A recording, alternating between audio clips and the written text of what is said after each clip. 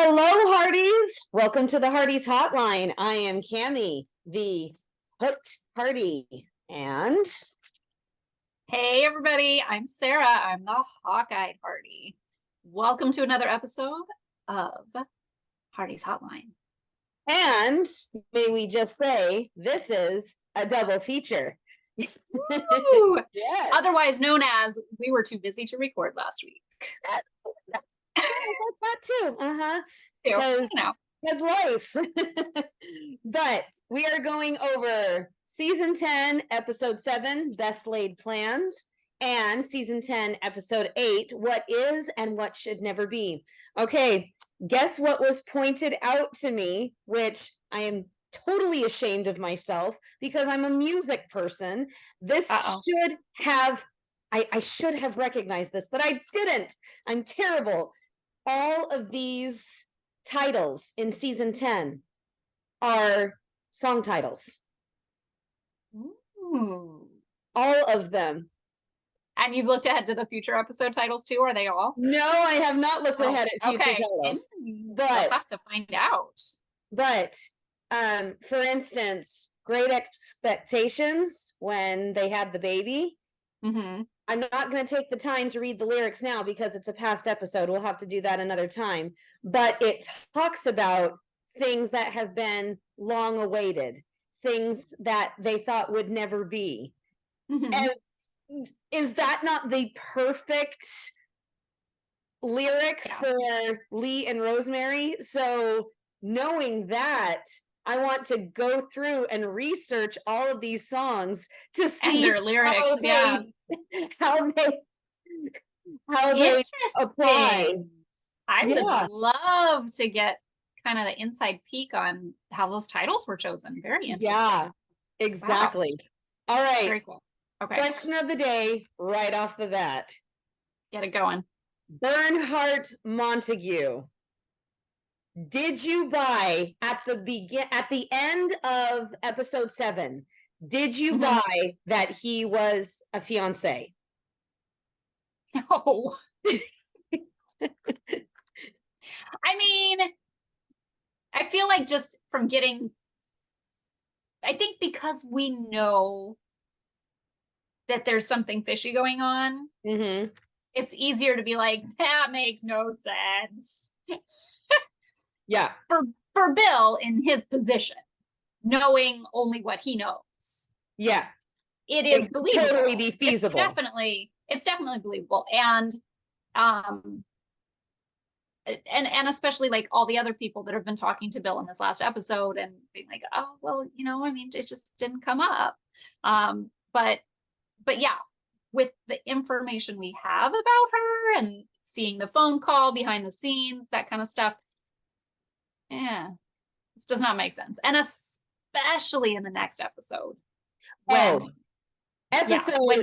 Episode 8, I didn't buy it for a second. I mean, did he even recognize the name Jamie? I don't even think he recognized the name when it was first mentioned to him, let alone, I mean, he covered well. He did cover well, knowing that he should know who Jamie is. But yeah. So I bought it for 1 second because it happened at the very end. So we didn't have anything to go on. So it was, we're going to be married. I'm her fiance. And boom, it ends. And then, I had time to think about it. I said, no, probably not. And then I started watching episode 8. I said, no, that's baloney. And no offense, and I feel bad because I've forgotten the gentleman's name, but he never plays Wilkinson. He never plays a great guy. I'm sorry. I'm sorry. Not to mention the fact that he's played opposite Aaron Krakow as a very shady dude. So I was just like, no. He's not a stand-up honest dude. No. I specifically looked him up because we know him he's a staple in Hallmark. Well, he is a staple, but I mean, Father Christmas Oh, is like he did her one of dirty. his standout roles, and probably because I've seen that so many times. But Times. Oh yeah, he totally did Aaron Krakow dirty in Father Christmas. But oh, but what I'm saying is he is such a staple in Hallmark. I was starting to wonder when we would see him in When Calls the Heart. And so he appeared on the screen and I went, ah, he we made gotcha. he made it onto One Calls the Heart. So we've got Benjamin Wilkinson, and then Mark Brandon is coming up. Two very staple Hallmark actors that we see in everything. And now all of a sudden, they've made it finally onto One Calls the Heart. It's gonna be so good. It's gonna be so And I don't know. I think our theories about Mr. Governor could be true, and then these two could actually be in cahoots. I think so. I mean, it totally makes sense. It totally makes sense. And yeah, Bixby Balfour. Blah, blah, blah. That's a Blah, blah, blah. What is with these names? Bernhardt Montague. They just sound fake. Oh my goodness. I thought it was Bernard. I thought it was Bernard, and then I saw it spelled out on IMDb, and I went, "Oh, never mind." Well, I mean, they still could have pronounced it wonky, but we'll see if they say that. Yeah. So anyway, lots of people up to no good, I think. Tons of people up to no good. And when Madeline says, "I'm glad I met you, Bill," right before she leaves for Union City, those eyes were full of remorse and guilt. Did you see it? So, okay, so here's my question. Maybe Okay. question of the day. I don't know. Do you think at that point, do you think she actually intended to come back? Was she saying goodbye? I don't think so. I got the impression she said she'd be back, but that was a cover. She knew that the guys were coming in to take the property. I think she was leaving before Montague got in town so she could make that graceful escape. Well, right, but I don't think she intended to come back. Yeah. No, even if she said, I do I'll not be back. think so. Yeah. Yeah. It just seemed like a more final goodbye. It did. And that's why the eyes were so sad. Yeah. And they were definitely not as hopeful and cheery as Bill's eyes were, poor guy. Yeah. So my other question along these lines is, and I think we touched on it last episode, is I've seen a lot of talk online about if Bill was suspicious, which he was before he even gave her the contract, he was suspicious. Do you think he put some sort of loophole in the paperwork? Do you think he has already planted a trap for if it did go awry? Maybe something she wouldn't have noticed when she signed it?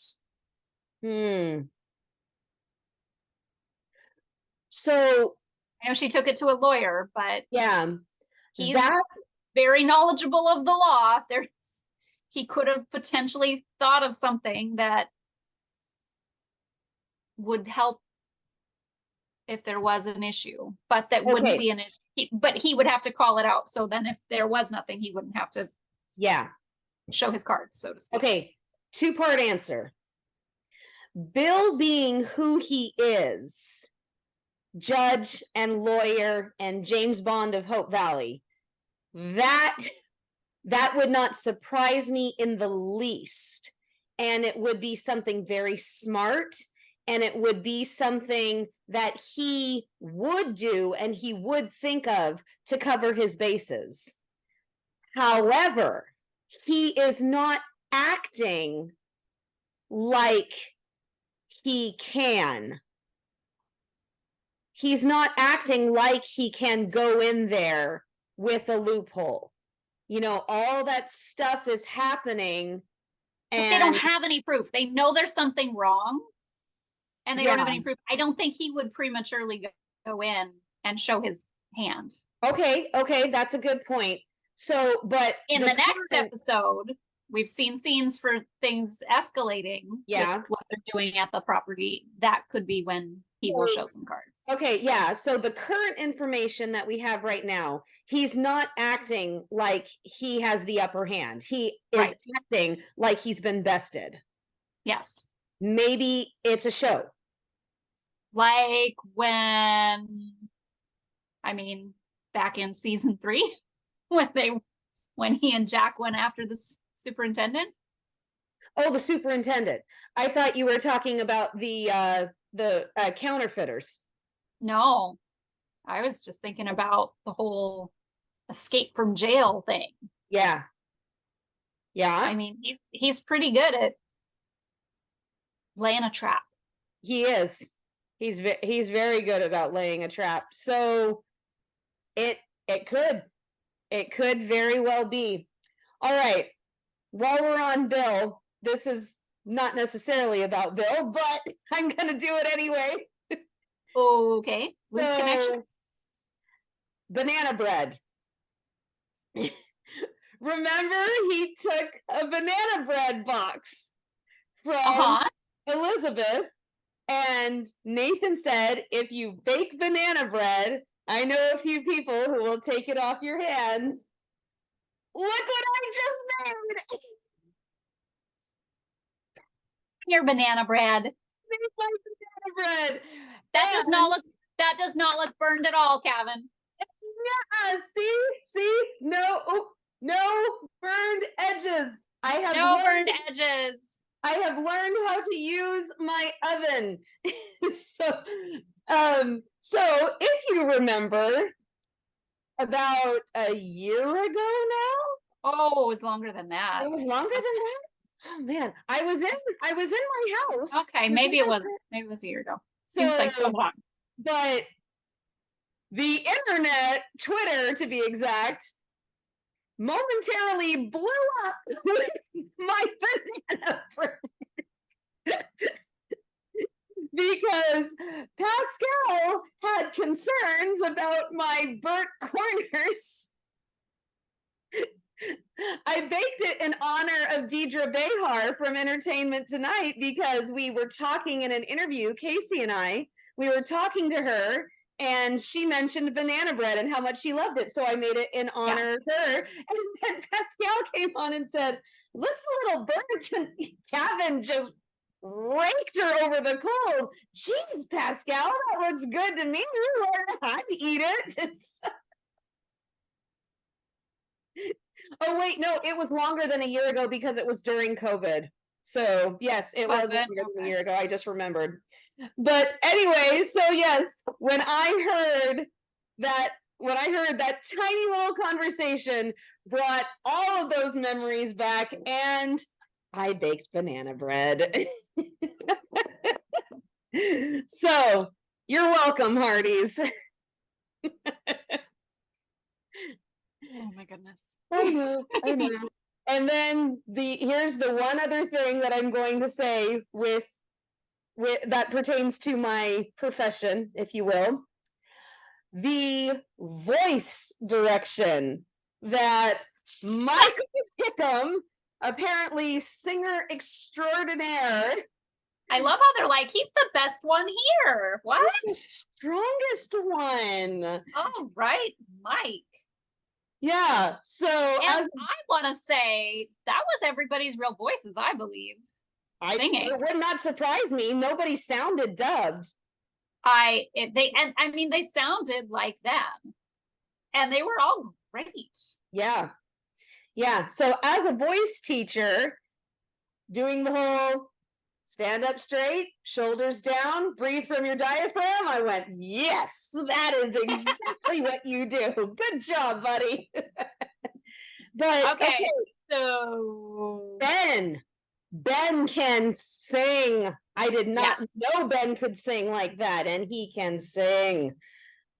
And Amanda Wong, she did fantastically too. Yes. So So A little bit of, and you want to talk romance now, do you? well, The hearts? What? I wasn't sure in the previews how I was going to feel about this matchup. I'm liking it. I'm liking it. It's making more sense. I know, because you're kind of like, they don't do anything together. Why? Why would that? Why? So I but think I if noticed singing is the connection. I think like I that. noticed a tiny little seed. I think I noticed a tiny little seed of when it began because I went back and watched episode 7 after I watched episode 8. Mm-hmm. And that was helpful. When Hickam stands up for May and Faith as the doctor. Mr. I'm Hunter. sorry, that scene was amazing. I mean, the whole that whole storyline I loved. It was so it's kind of one of those things where we're like, how are they not touching on the fact that there's a woman doctor in this time period and that would have been weird for some people? Like even Henry was a little weirded out by it. Yeah. And he was still extremely kind about it, but you could tell he wasn't comfortable with it. You can take my blood pressure. That's about it. Like, well, and he still was like calling her doctor and still very respectful, but just like, no. Yeah. Which, fine. Like, everybody's entitled to their own feelings. Yep. But yeah, I just was very impressed with how this storyline went. And I really loved that Mike did both parts. I love that he came in and like catered to it for a while and like, what do you think, nurse? Because he didn't know what to tell him. But then also finally was like, just going to say that. Yeah, I thought the entire thing was well played. I thought that was a good storyline. Yes. So when Mike said to Faith, you should give him a piece of your mind, she throws it off saying, if I let myself get angry, I don't think I'd calm down. And then May comes in and says the exact same thing. I think you should give him a piece of your mind. And you could, it's quick. You can kind of see Mike go, I said that too. And then when he sticks up for both of them and gets angry, I'm not a real doctor. And Faith goes over to him and, okay, hold on. I've got it. I'm sure you do. Yes. So she says, when you came to me, you were barely breathing, possibly hours away from death. You had low blood pressure, you were dehydrated, and you were probably dangerously anemic. Now, how do I know this? And so she gives it to him and then says, and Miss Sue is a good pharmacist. And then Hickam comes in and how about showing them a lot? So Faith is doing most of the hard talking, but there's one moment where May just sneaks a look over at Mike as if to go, my hero, because he stood up for both of them and he opened the conversation. Yeah, he opened the door. He was like, no, this is not right. But yeah, there's that tiny little moment where May looks at him very admiringly. It's small, but it's there. And I went, aha, seed planted. Mm-hmm. That, and he was wearing 3 uniforms during these 2 episodes. Did I say in the previous broadcast that he was going to wear a suit for calisthenics? Did I not say it? Oh, yes, he did. And he was in a suit. And then he was in the suit for the hotel, and then he was in the doctor's coat. So good grief, the guy was just changing constantly. he makes a completely different kind of rounds around the town with jobs. Like he's just like every single job. I'm gonna rotate through, test them all out, decide which job I'm gonna have. We've got Mountie rounds and we've got job rounds. Yeah. Okay, that brings us to a very interesting point, my friend. Alrighty, hit me. What is Nathan doing? I'm so confused. Is he going back to round one?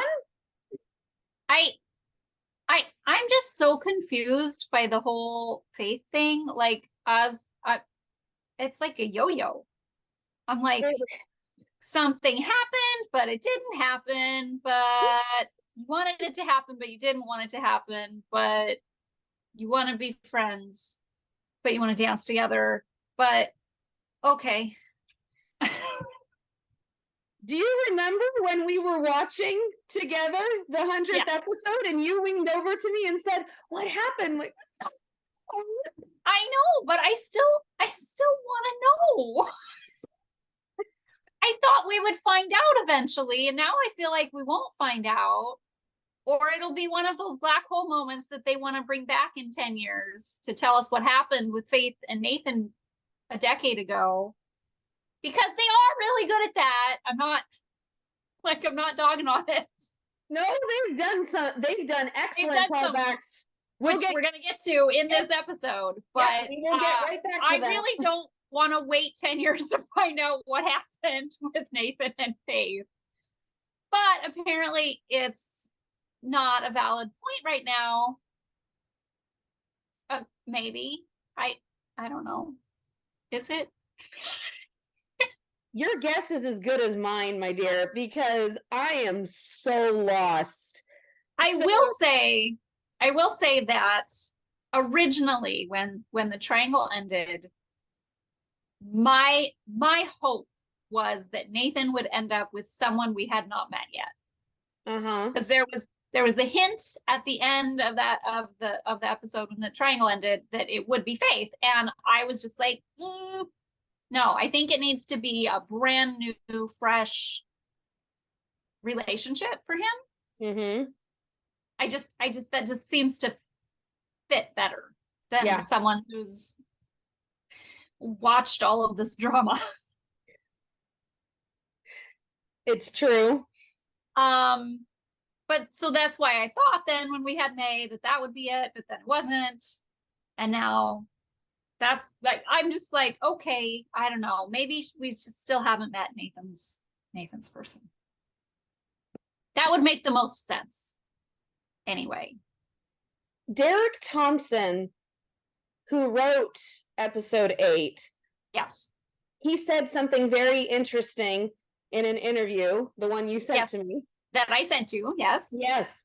That because I was like, this is a really interesting interview. That Elizabeth's journey of grief is not going in a straight line. Which is such a cool thing to think about. I mean, obviously not happy, yay, but like so interesting. But it leaves so many openings for so many possibilities. I mean, that could mean anything. That could mean anything. Quote could mean anything, yes. Yes, that's what I mean. That quote could mean anything. But there were a lot of quotes in that interview. And I think when you put them all together, I took a lot of what was being said to really talk about wanting to tell lots of different stories beyond just Elizabeth and Lucas's romance. And because he wanted them to have lives outside of each other. He wants them to have lives outside of just each other and their romance, which is very valid. Every human being, even if they're part of a couple, has individual aspects of their life. You know, this is a tough one. We've talked about this. This is a tough one. It's really hard when you like a show and you want to support a show, and we love this show and we want to support it. We want it to go on for many more years so we can keep been watching it for years. You know, and we would like to keep watching it for many, many, many more years. And there are tons of things that we love to pieces about it. We're not going to love every single aspect. We're not going to agree with every single writing aspect or character aspect or the decisions that are made on the show. I think it's tough because if that's the reason for everything that's happening right now, is that they just want to explore and have, it not be a perfect line, and have it, have there be bumps in the road, and have there be individual ventures separate from their joint ventures and all of those kinds of things. I support that. I support that decision to have those other aspects and to keep it an ensemble and to have all these different storylines. And I do think grief is not in a straight line. And I do think that the most powerful scene we have seen this season was this episode when she went to the cemetery. And here's the thing. At first I was like, oh, it's powerful because we haven't seen her there yet. And gosh, why haven't we seen her there yet? And gosh, we should, like, this shouldn't be the first time we're seeing it in 5 seasons, that her going to the cemetery. And there's the argument that, like, oh yeah, I'm sure she's been there off screen. Yes, obviously, the way she talked to Jack at the gravestone, it's obvious she goes there frequently. It's been a few months. It's been a few months since she'd been there, but she obviously goes regularly. I don't have a problem with it being off screen. In fact, the more I thought about it after watching that scene, the better it was that they don't show this all the time, because it made it special. It made it special. It made it more special because it had been a long time. Like, if they just would have done it a year later, it wouldn't have been surprising. It wouldn't have been so meaningful. The fact that so much time had passed and you almost feel like she's moved on, and then that happens, that made it so much more powerful and so much more realistic, and made you realize the depth of what she is going through, that she is still going through grief. She isn't over it. She will never be over it. You are never, ever over something like that. And I think that's what needed, I think that point needed to be made to people that are like, she's moved on, blah, blah, blah, blah, blah. And I just think that was necessary and made it all the more better of an episode, better of a scene, all of that. Having said that, I could do without the hints of the triangle coming back. Because I personally don't think it is coming back. It's my personal thought based on the way it's played out. That was my next question for you. My personal thought is it's not coming back, but that they're hinting at it enough for ratings. I mean, that's just my guess. That might not be their intention. I don't know. I'm not one of the writers. I don't know what the intention is, but that would be my guess, is that they're pulling at what would hype people up, which clearly it did hype people up, because it hyped people up for 3 years. And if you can hint at something without actually doing it, and they're hinting very, very strongly. They are hinting very strongly, and that's what is so confusing for me. And I agree. And I think you could have, who knows what the decisions and who made the decisions. We do tend to say writers when we're talking on this podcast. We do tend to talk about the decisions as being the writers' decisions, but we do need to keep in mind sometimes that sometimes writers are told what you have to include, and the writers are just taking the broad thing that they've been told and making that into words for the episode. But yeah, there are network decisions, there are producer decisions, there are showrunner decisions that are steps above, many steps. It's not even just the showrunner. Yeah, all of those different levels and layers of making a show are there, and we don't know where that came from. So here is my burning question.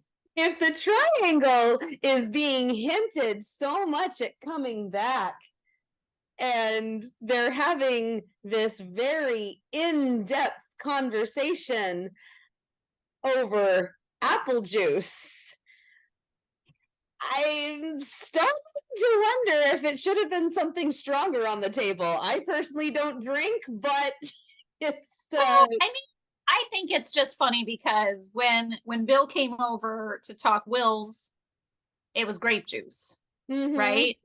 So I think it's just funny that like that's what Elizabeth has in her house because she has a little kid. Yeah. So she serves juice. So she just serves juice for tough conversations. That's her apple cider. It really is. It's her apple cider. Yeah. That's our little, thing, everybody. Our personal little inside joke. We do apple cider and French vanilla cookie sticks. That's our thing. So I don't know. That specific scene didn't bother me as much as like the look she gave when she saw him dancing with Faith. That concerned me a little bit more, that was hinting at something. This conversation, it was, so like in the scenes, they showed them having this conversation like by candlelight in her house at night, and that bothered me. Once you see why he's there and what's going on, and that Allie's asleep right next door, right in the same room as them, like that doesn't bother me. That made complete sense how that scene set up. It was the conversation. The conversation, I think, was more, this is kind of my ex, and it's a little awkward to talk about, but I'm trying to be friends with them and bring up that I saw them dancing with somebody and show that I'm okay and that we're trying to move on and that we're trying to be friendly. But it's still awkward because he's kind of my ex and I don't know how to talk about that. And then he answered with it, oh no, we're not, we kind of ended things, and this kind of, and I probably, yeah. So I mean, I just think it got awkward because she was trying to be supportive of his love life, and then he's like, yeah, there really isn't one. Yeah, I think that it got very deep very quickly, and I don't know about you, but when I saw Kevin play that scene, maybe I'm just not good at this. Doing that whole self-abasing, maybe I should just give up on all this. Nathan got very emotional and very deep in thought. And it was a very touching moment for me to watch his character do that. And I don't know, it was a different level of bonding for the two of them. It was a different to me, it was the same. It was the same as when she was asking him the questions about talking to Allie about her mom. To me, it was the same, but reversed. It was in that scene, she had kind of shown her vulnerable side of parenting and was asking for his kind of opinion and advice on that. And then I took this to be sort of the opposite. Okay. Of like now he's kind of opening up about something that in his mind she doesn't struggle with because she's got a fiance. So, maybe she's a good person to talk to about this. And she's one of the only people that truly knows what he's been through over the last few years. So it makes sense that he would open up to her about that. I also just felt like, I kind of felt like he was saying that to see what she would say, not in a romantic way, but in a, he teases her. He takes it too far sometimes with her, and he really does kind of, do the jabs. And I think he could sense that she didn't know what to say. And I don't think he was doing it in a funny way, but just I'm just gonna lay it all out on the table here and see what you say. Because he doesn't do that very often, but with her he does, because they have a deeper history. Okay. So I'm going to be completely honest, and I'm going to lay my feelings out on the table. I have no idea what they're doing. Yeah. I have no idea what the heck they're doing. People keep saying, do you think it's coming back? Do you think she's going to get back together with Nathan? Do you think she's going to go ahead and marry Lucas? I don't know. I am stumped. I am absolutely stumped. One thing that I will say, two things that I will say. And then you'll think of another, but it's okay. No. Two things that I will say. I still don't know. I have no idea where this is going. But two things. Number one, that screen chemistry, not necessarily romantic chemistry, but that but they screen, play, that screen chemistry was thick. And it was very tensely played. And you could have cut that tension with a knife. And then he walks outside and he gives this look. What just happened? Honestly, that look bothered me more than the whole scene. Yeah, that's the look that kind of sealed the deal. That's exactly what I'm saying. If he during the scene, he didn't seem interested in her at all, in my opinion. She seemed to be the one that maybe was looking at him differently, but he did not, in my opinion, look differently at her at that moment because she's taken. And I think he's extremely noble and respectful. And at this point, that's over. Yeah. And she's his friend. So I really, truly don't think. But then he walked outside and there was this moment of like, wait, what just happened? And not only what just happened, and I liked it. But again, that could be like that really helped me. My friend just talked me through something and I really feel better. And I'm really surprised that I feel better. Yes. Like I said, I'm making an observation. I'm just saying, like, yes, it could be that, and they could play it the other way as well. Number 2 observation. Going back to the cemetery. She says the wedding is coming along slowly but surely. We have heard 0 wedding talk since Auntie and Sissy were in town. We have heard 0 wedding talk. Now, I am not saying that the relationship with Lucas is over because they have had some very sweet scenes together that show them as a strong couple still. Very happy, very strong. Yes. And then they change things. And so, like I said, I'm confused. But those are my 2 observations that would make me think that they are at least hinting at this. Now, I will lay my opinion out saying that, yes, I was Team Nathan, but I have now gotten used to the idea of Lucas and Elizabeth. And while it wasn't my choice in the beginning, a lot has happened. And I don't know if Nathan and Elizabeth would now be a good idea.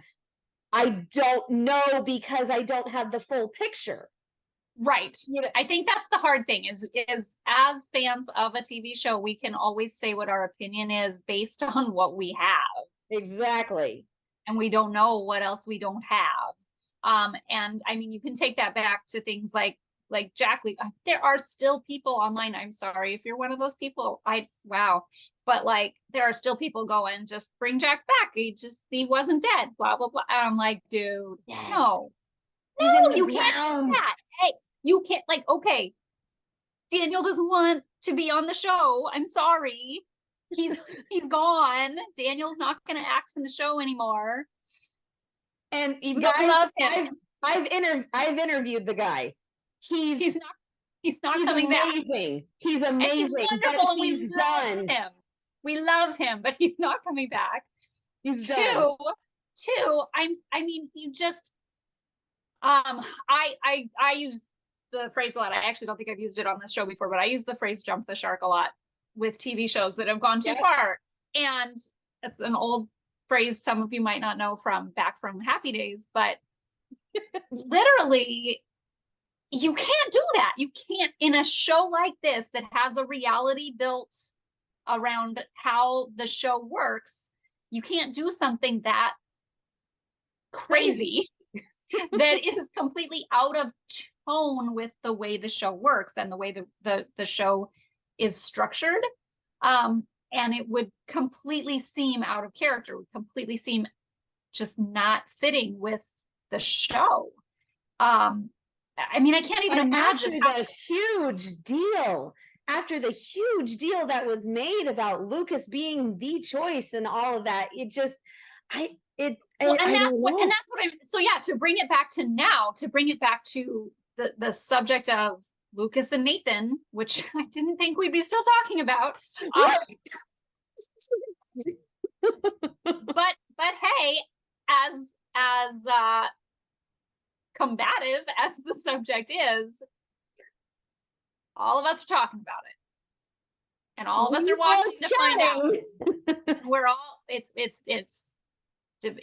you know, creating chatter online, it's creating more social media interest, it's probably creating more ratings, as much as some of the really strong opinions on each side think that it's not.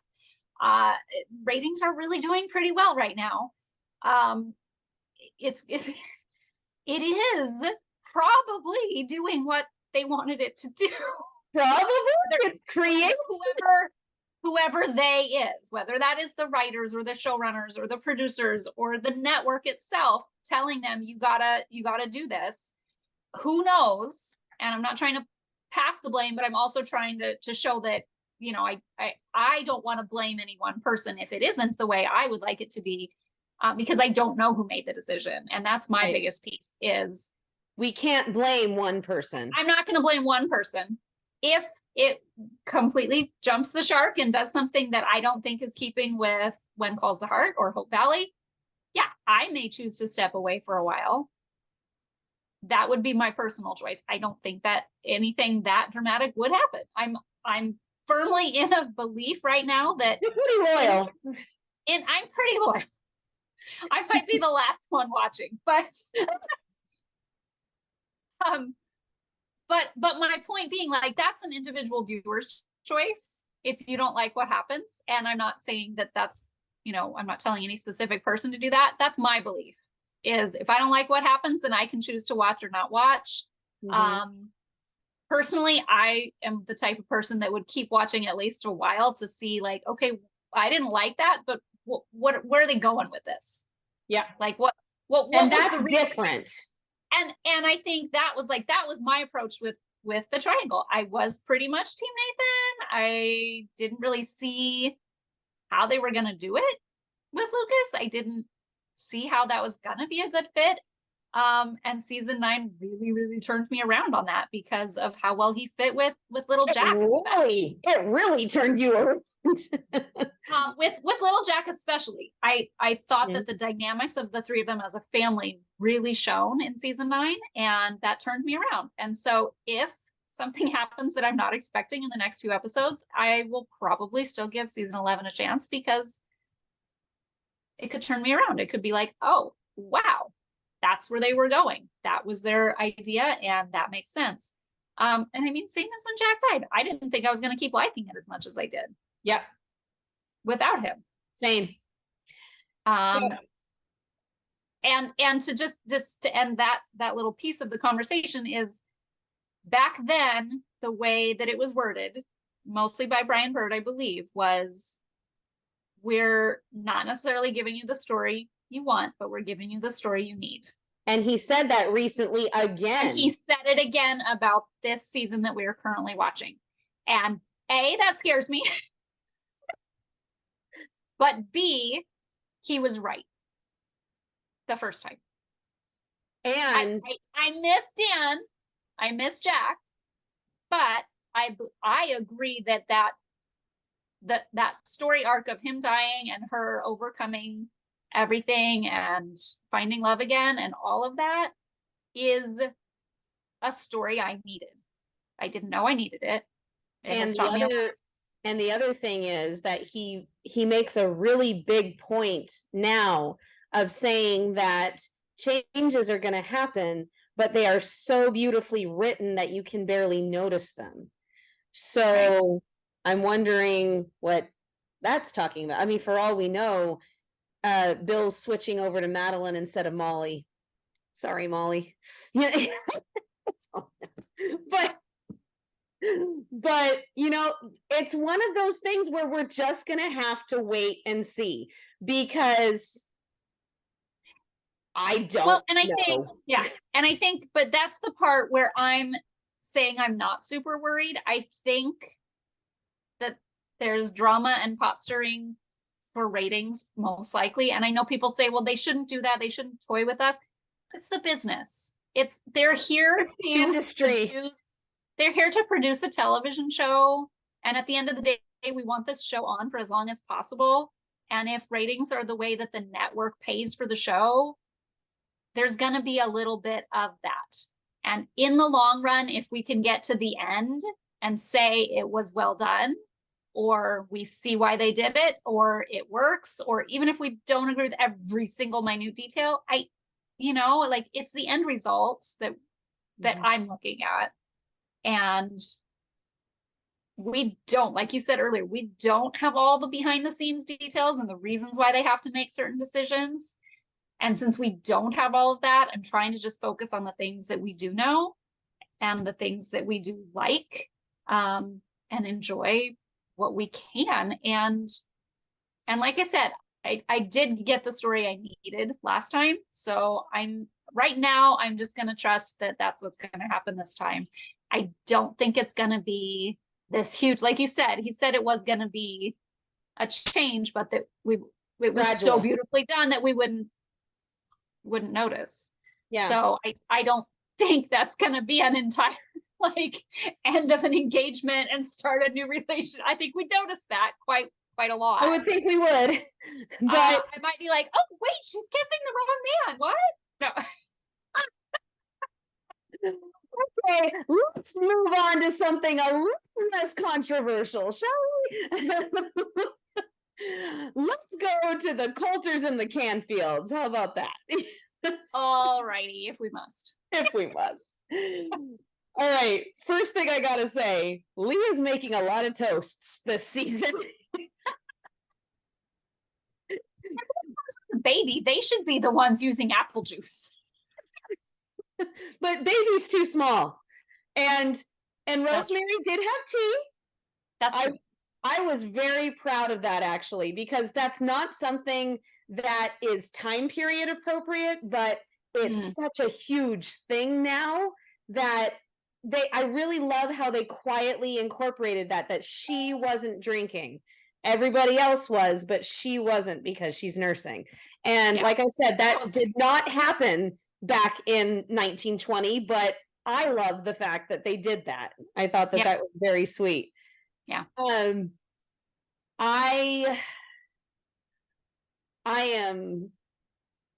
was worried for Lee, but you got good old Mr. Wolf coming in, and he's perfect. He's perfect. I like him. It's so cool having older characters from past seasons. Gosh. Oh my gosh. That is what the cemetery did. It was so many callbacks. Oh my gosh. Jed was in so many episodes. I'm so glad we heard an update of what's happening with Laura. I was so sad we hadn't seen her, and I was glad that they mentioned why. That was lovely. And it looks like Robert's dad will be also taking on a larger role at the sawmill. Yeah. That arc of the two families, was so beautifully done. And just that, Joseph, my friend, you're fired. Lee, my friend, I quit. I loved it. It was beautifully played again. You know, it was heartfelt, it was honest, and I really love that they have Joseph zeroing in on what Mhm. he's meant to do and Yeah. what he feels called to do. And he's not trying to wear so many hats, and he's not trying to be a part of the entire town. And I also really loved that they really, with Lee offering him the partnership first, Mm-hmm. it gave him the ability to actually really truly say, no, this is what I want, because the appeal of being the boss, a man in his position who's always been looked down on and not Mm-hmm. been the one to get the loan, and all, all of the racism that they've faced, Yep. to have that and have his kids ask him, you'd get to be the boss? Well, I guess I so. guess so. Yeah. Like having He that realized it. realization, but having that realization, like, I have this opportunity to do that, something that someone like me doesn't get the opportunity to do very often. And to have that choice and to actually be able to turn it down and be like, that's not what I want. I'm really Yeah. glad I have that opportunity. But that also helps you to feel like I achieved the ability to do that. I got there. Yeah. Yeah, Mm. absolutely.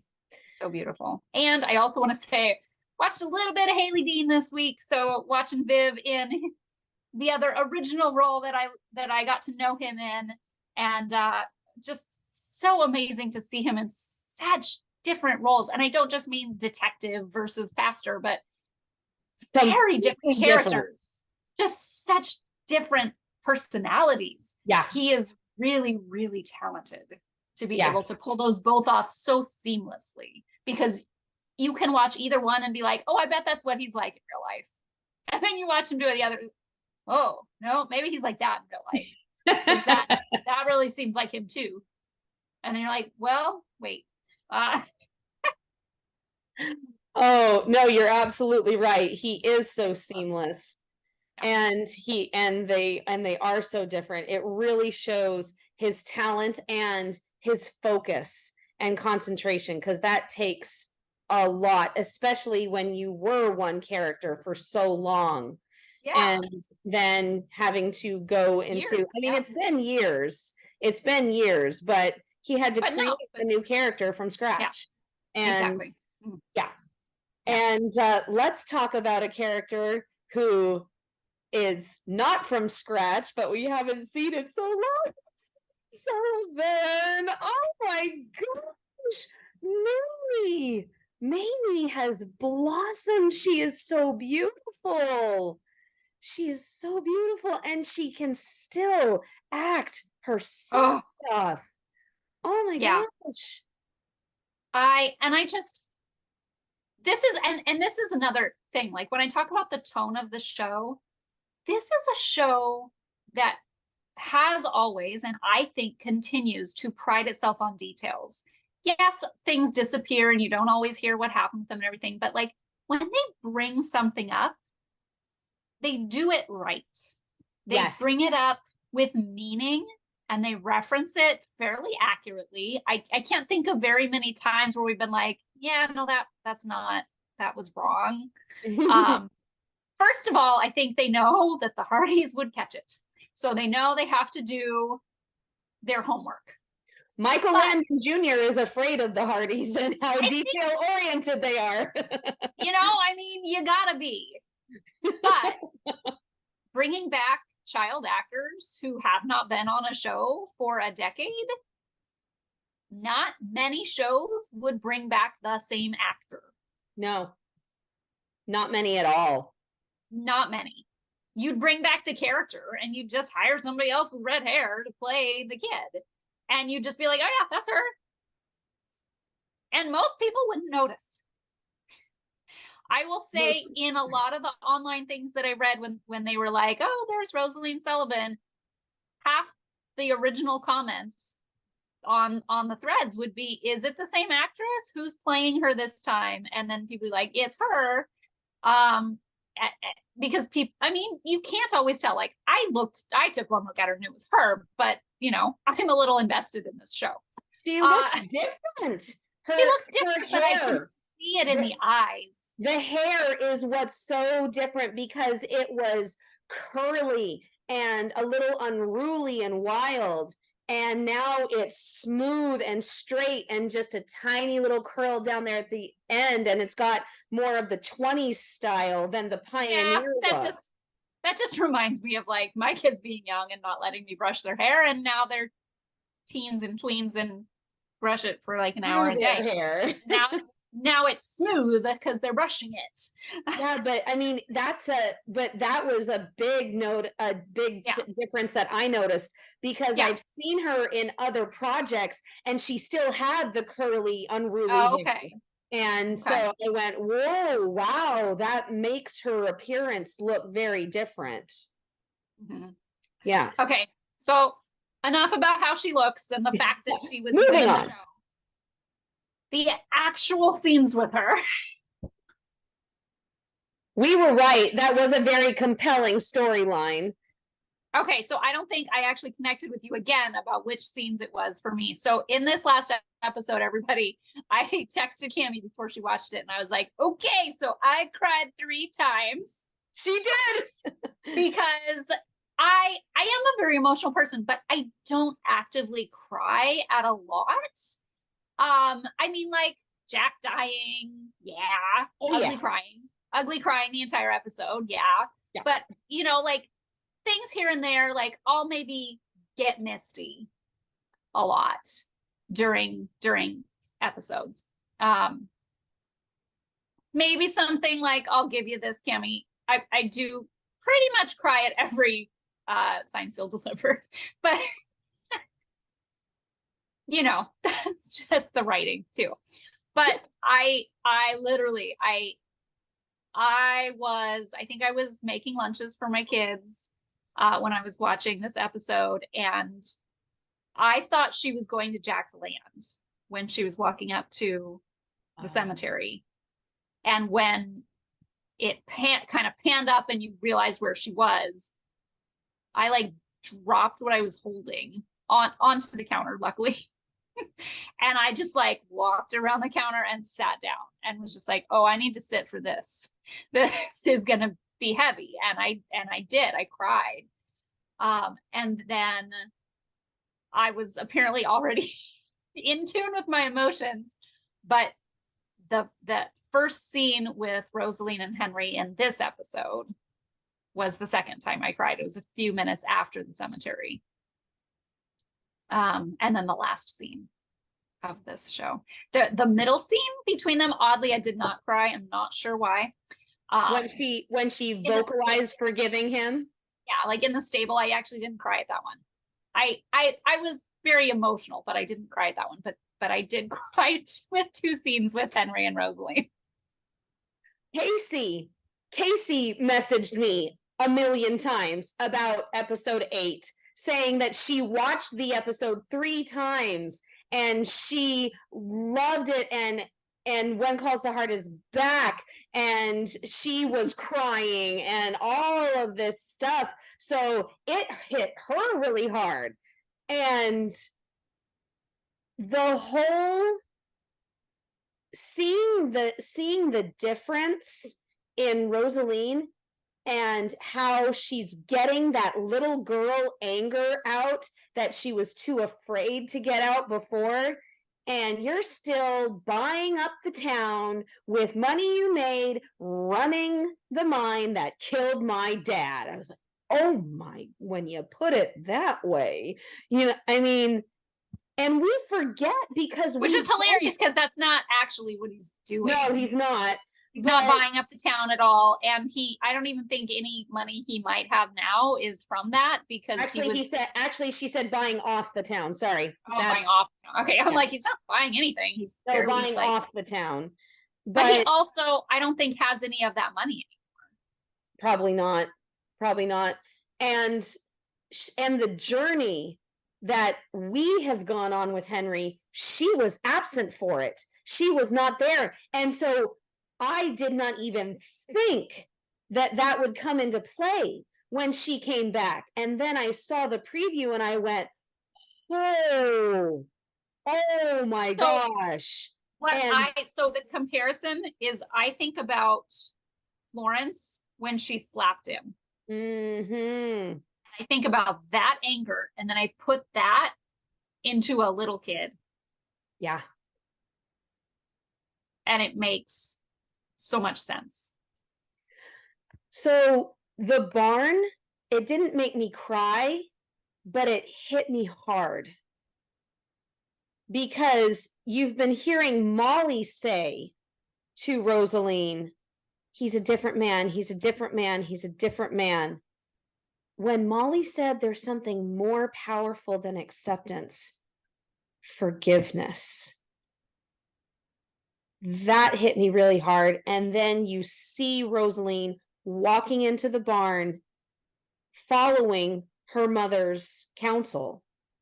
And she said, I think about the gruff man who used to run this town, how afraid I was of him, and how much I hated him. You're not that man anymore. I'm getting emotional now. It was Do you remember what beautiful. we were talking about during the first or second episode? And we were like, how on earth can Henry pay his debt without going to jail? I What on remember earth we said to each other, what on earth can happen for him this season? that would keep him in the show. We'll keep him in the show. We'll keep him out of prison and we'll actually meaningfully help him feel like he has paid his price because he does not feel that. And that was about the time that they were like, oh, yeah, you could like build us some stuff around the town as your sentence. Community service. Community service. Wink, wink. You two are terrible liars, but I'll do it. And we were like, yeah, that can help, but that's not going to do it. That's not going to do it for a man like that. And I think that's why this was hitting me so hard, as I was like, there it is. That's what it took. He actually, and because I don't remember him having any scenes with little kid Rosaleen.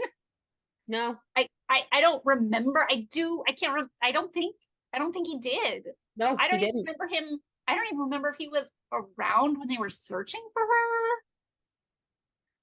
No, he was not part of the search. I think he Well, I was know he too wasn't part of the busy. search, but I don't even remember if he was like there and like in any scenes where they were talking about I think they were missing or oh no, I was gonna say I think he was burning documents, but I think that was when Elizabeth and Julie got kidnapped. So it's been a while since I watched I season just 1. don't remember that specifically. Obviously, he knew who every one of the widows was. Mm-hmm. He had to pay them off. He had to, give them the deeds to their houses and all of that when all that stuff went down in season 1. So I mean, I know he knows who Molly is. I know that he's had all of those conversations with the widows. But what hit me was when he saw her, he knew that was her. And yeah, maybe people were talking around town that Molly's daughter was visiting or something, but Was that Molly Sullivan's daughter? it hit him like a freight train when he saw her. And I thought in a split second he knew. I thought it was such a sign of respect when he's sitting in the church and he's saying, I'm thinking about Patrick and Molly Sullivan's daughter. Yes. He brought up Dad's name. Yeah. Which probably was not easy for him to do. It wasn't. And he was saying it to someone who didn't know Patrick. Yeah. So it's all the more meaningful because he's not saying it for the person he's talking to understand what he's saying. He's saying it for himself to acknowledge it. Yeah. It had, if you're talking to someone who knew them both, it makes sense that you're saying it out of respect for that person who's hearing it to know who you're talking about and to feel like, yes, you respect my friend, blah, blah, blah. He was only saying that for himself because Joseph he really it has no bearing on Joseph at all. He never met the man. No. he wasn't there when the mine disaster happened. He didn't come to town until the town was completely changed from being Cold Valley. So, and it's not like somebody like Jack that he's probably heard a lot of stories about. I doubt he's ever heard stories about Patrick. I mean, maybe if he's done some counseling for Molly, it could have come up, but it's not a person he would know much about at all. Right. In fact, maybe never even heard the man's first name before. Probably not. But yeah, that's an excellent point. That's an excellent point that he would do that in the presence of somebody who didn't even know him, and how much this whole, and just how broken he was when he said, please accept it. He was begging her. He was begging her because he knew that he couldn't bring her father back. He knew that this is what he could do to try to make it right. What he said earlier, I need her to be okay more than I need forgiveness. Forgiveness. That was, which I think is true, but I think knowing she's okay and he's forgiven is what is going to actually help the most. But I saw that point. Like, that is a valid way for him to feel. Like, it's not about me. I'm obviously the one who did something wrong. Mm-hmm. It's obviously not about me. It's about her. I need her to be okay. I did this to her. Yeah. This is my way to make amends. It's all I can do. Mm. Okay. We're going to end on a lighter note. Does that exist? The radio. Oh.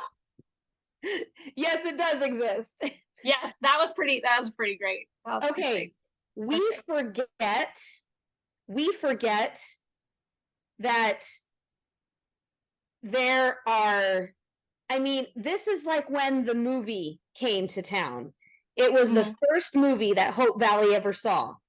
And we forget what a big deal these things are. The telephone coming to town and how they played it up was so good. It was so good how they played it up and acted all excited. And then the movie, and now the radio, and making this huge deal about they're going to hear music broadcast from New York City, and poor Lucas's reaction when it went up in sparks. Poor Lucas. And can I just say, what on earth did Fiona even let Ned work on the radio after the mess he made? Yeah, I was like, you guys, this has bad news written all over it. Well, and Ned even said when Lucas said, Fiona, will you do us the honors? Ned says, I agree, as it should have been from the beginning. I said, thanks, Ned. Although I will say, this is the man that invented the automatic toaster. So, I mean, that is kind of sending mixed messages about his mechanical abilities. Obviously, he can't handle something bigger than a toaster. Okay, there you go. There you go. That's his requirements. But Fiona's ingenuity in creating the antenna, and how it was such a huge reaction of the town to show you what a big deal it was for the radio to come to town. And the camera angles, I loved the camera angles. They had Goldie looking up at Daddy, and Daddy looking straight into the camera as if it was her. And then all three of them hunkered down, looking into the box, looking straight into the camera at the radio. I loved the camera angles. It was brilliant. It was so brilliant. Yeah. No, I thought that last episode was like, I do. I agree with a lot of the comments, just about the fun of the season. And really, I mean, I don't think that it wasn't fun last year. I think every season has its own feel. You know what I mean? Yeah.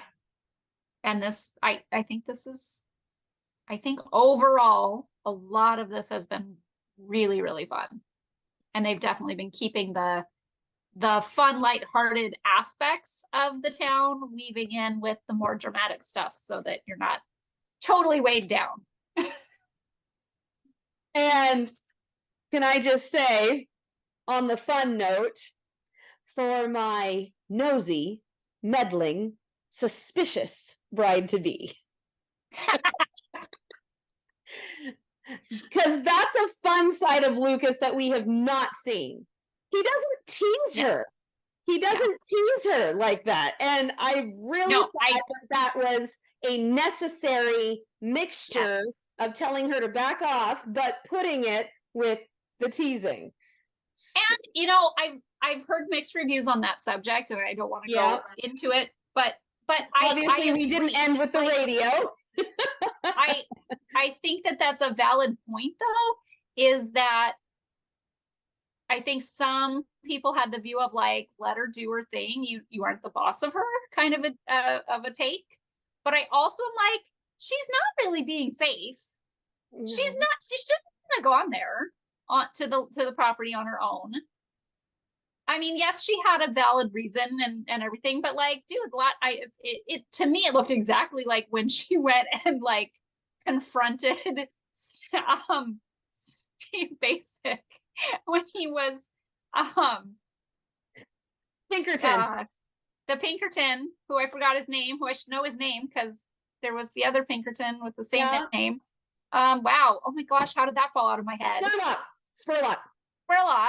Thank you. And it had like the exact same vibe of like her riding this horse up to this spot where she shouldn't be and just kind of poking her nose in where it doesn't belong. And so I do feel like he had every right to kind of try to calm her down a bit and explain that there are other factors at play here. One of them being his business, and these are customers. Yeah. But another one being her safety. Yeah.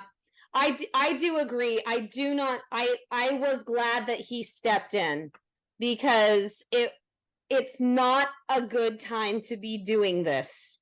It's not a good time to be doing that right now. No. And I will say that was actually, I feel like she was not super honest with him about everything she was doing because he didn't want her to do it. And I think that actually might have set me on a more uncomfortable spot than anything else. Like you gotta be safe. You gotta be safe. Yeah, that's definitely true because it doesn't look like everything they're doing is safe.